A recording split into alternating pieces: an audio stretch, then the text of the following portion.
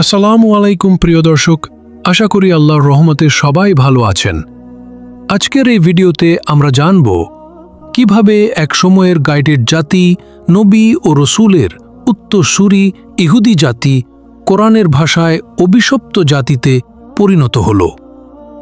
এই কাহিনী কেবল ইতিহাস নয়, বরং আজকের দুনিয়ার জন্য এক বড় শিক্ষা। ইহুদিরা ছিল ইয়াকুব আলাইহিসসালামের বংশধর, তারা ছিল বনি ইসরায়েল। এই জাতিকে আল্লাহ অসংখ্য নিয়ামত দিয়েছিলেন। তাদের মাঝে পাঠানো হয়েছিল বহু নবী, যেমন মুসা, হারুন, দাউদ, সুলাইমান, জাকারিয়া, ইয়াহিয়া, এমনকি ঈসা আলাইহিমুসসালামও এই বংশেই আগমন করেন। আল্লাহ তাদের দিয়েছিলেন তাওরাত, মান্না ও সালওয়া, ফেরাউনের জুলুম থেকে মুক্তি, সমুদ্র পার করে দেওয়া। কিন্তু তারা কি করেছিল? তাদের চরিত্রে ছিল তিনটি বড় রোগ। ১. অন্তরে হটকারিতা ও অহংকার। তারা বারবার নবীদের হত্যার চেষ্টা করেছে। আল্লাহ বলেন, তোমরা কি প্রত্যেকবার যখনই কোন নবী তোমাদের অপছন্দনীয় কিছু নিয়ে আসেন, তখন তাকে মিথ্যা প্রতিপন্ন করো অথবা হত্যা করো?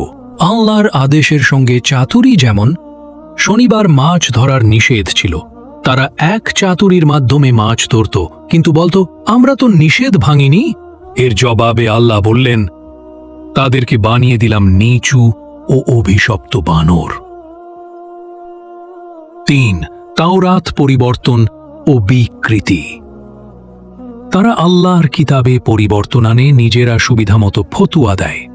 তারা সত্যকে লুকিয়ে রাখে আর মিথ্যা প্রচার করে। ইহুদিরা হযরত ঈসা আলাইহিসসালামকে নবী মানতে অস্বীকার করেছিল। তারা তাকে অপমান করেছিল এবং হত্যার ষড়যন্ত্র করেছিল। যদিও তারা বলেছিল, আমরা ঈসাকে হত্যা করেছি, কিন্তু আল্লাহ বলেন, তারা তাকে হত্যা করেনি, শুলেও চড়ায়নি, বরং তাদের জন্য ভ্রম সৃষ্টি করা হয়েছিল।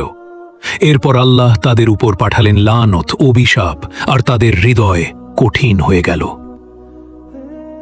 কোরআনে ইহুদি জাতির এই অভিশপ্ত অবস্থার ব্যাখ্যা দেয়া হয়েছে।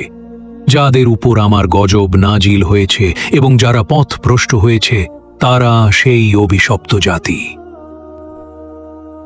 আল্লাহ আরও বলেন, তাদেরকে লানত করা হয়েছে এবং তাদের অনেককে বানর ও শূকর বানানো হয়েছে। তাদের উপর নামানো হয়েছে দুনিয়াবি লাঞ্ছনা এবং আখিরাতে থাকবে কঠিন শাস্তি। প্রিয় ভাই ও বোনেরা, এই কাহিনী শুধু ইতিহাস নয়, এটি আমাদের জন্য এক ভয়ানক সতর্কবার্তা।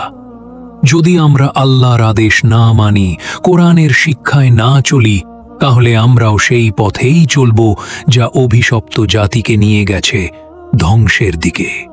আপনার যদি ভিডিওটি ভালো লাগে, তাহলে লাইক দিন, শেয়ার করুন এবং কমেন্টে লিখুন